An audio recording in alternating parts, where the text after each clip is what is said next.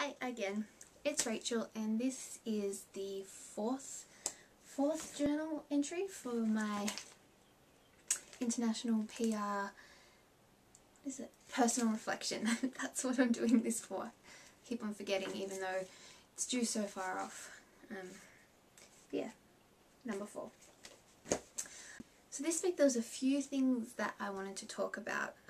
I found the lesson that we had really interesting. We started to sort of really look at the different ways public relations can be practiced in other countries, and we're looking at the way storytelling was used in Africa, and it's something that would never have occurred to me just coming from the way I've been taught PR. Up to this point, we generally, when I think of PR tactics, you think of media releases and events and other sort of promotional activities, or in terms of sort of relationship building, there might be, I don't know, just working with different journalists and building up relationships that way, or holding meet and greet things, just things that are generally practiced in Western society. And it doesn't even occur to you necessarily to think about the fact that people may not be able to read, or may not be able to understand the message, or may not read newspapers, or may not even have access to the internet.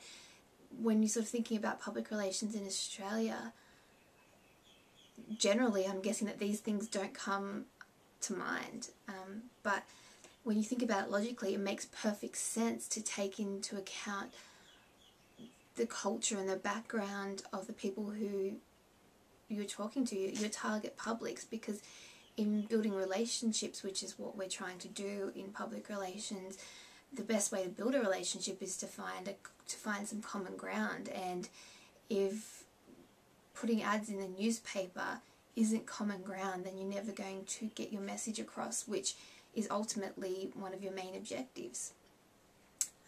So I found that really interesting, and the idea of storytelling and having public theatre and things like that seem really smart, and maybe some of those things may even work in more Western cultures. I think that there are definitely ways, especially if you're trying to get a message to children, that storytelling is something that's universal, and maybe that's something that we aren't using enough here and in other Western cultures in our practice of public relations, in our in our sort of research of public relations and the education of public relations. That's maybe something that we should be looking at as potentially something that we do. What else did we talk about in class? We also looked at the way the success of PR is measured, and how that's evolved, and how it's no longer just how many times you're in the paper, or whether current affair or someone picked up your story, or how many people attended your event. It's now so much more looking at how many people did you actually engage, and how many people actually heard you and will come back to the company, how many relationships were built, which is obviously very important, but obviously also makes it a lot more difficult, especially in the practice of international public relations. So I can see how that's a difficulty, but how you evaluate should also be, I guess, built into your public relations strategy, your long-term plan, or your long-term objectives of your campaign, or of just the PR strategy for the product or the brand that's being put forward. Just so briefly touched on looking at how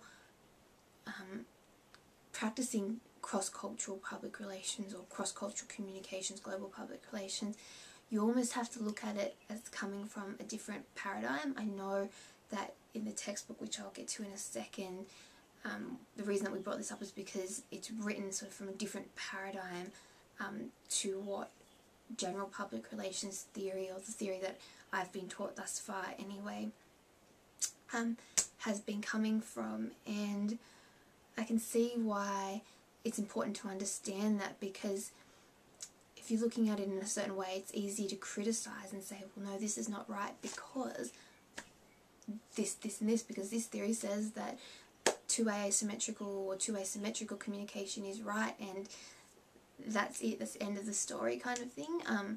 But clearly, coming from a different paradigm, it makes sense that things aren't always the same. Things aren't, what's the word I'm looking for?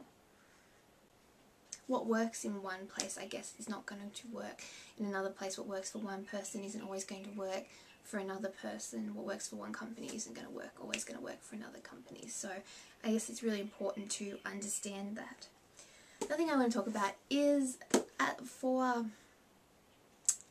the start of my essay, which had some interesting times trying to do that over the weekend. It was very, very difficult to try and find information that comes from both a Western perspective, or coming from something that's how it's been practiced in Australia, and then something that's how it's been practiced overseas. I found a lot of information which I guess reinforces the point that a lot of theory and a lot of the public relations information is coming out of Western society, but the fact was that everything that I found on the internet was from a Western society perspective, mainly from America or the UK. There was a little bit from Australia.